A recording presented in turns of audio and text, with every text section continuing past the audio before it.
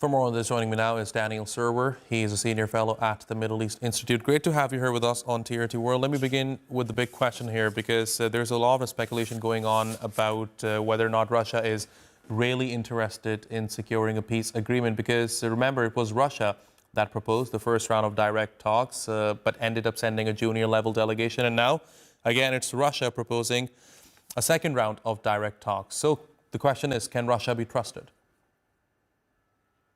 I don't think so. I don't see any sign that Putin is ready for a peace agreement that gives up on any of his bottom lines. He wants to control all of Ukraine. He wants to make sure it never enters NATO.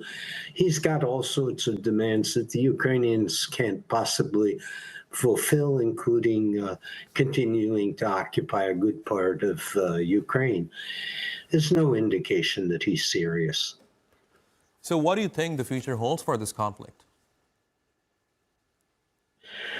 Well, you know, it's always possible that there'll be a ceasefire, but I don't think that will end the conflict. I think this conflict is destined to continue until there's a regime in Moscow that can accept Ukraine's independence, and I don't think this one can.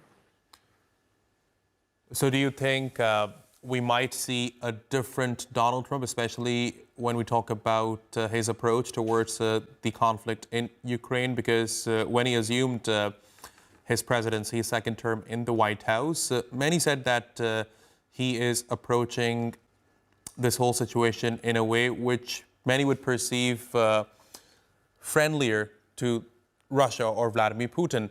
But over the past few weeks, we are changing this drastic shift in Donald Trump's approach towards this conflict. So would you say that it's going to get more and more aggressive towards Russia now?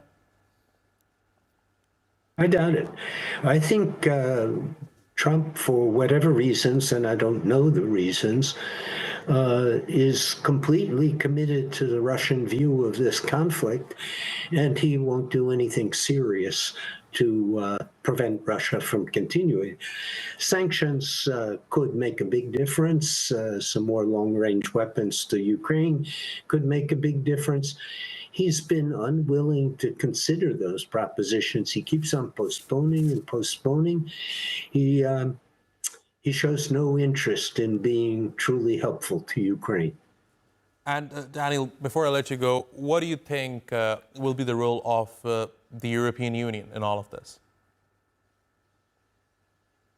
Well, I hope it'll be much stronger in the future. I was in Kyiv this month, and I saw a population that wants to be European. It is definitely Western-oriented.